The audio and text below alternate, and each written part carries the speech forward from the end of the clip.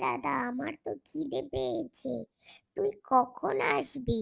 আমি জামা পরে তো বসে আছি অনেকক্ষণ ধরে। হ্যাঁ, আসছি, দাঁড়া।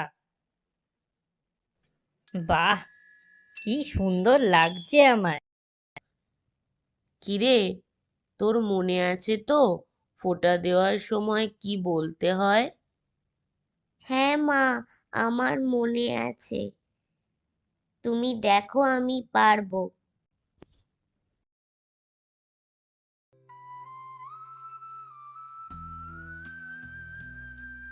ভাইয়ের কপালে দিলাম ফোঁটা, জমের দুয়ারে পড়লো কাটা।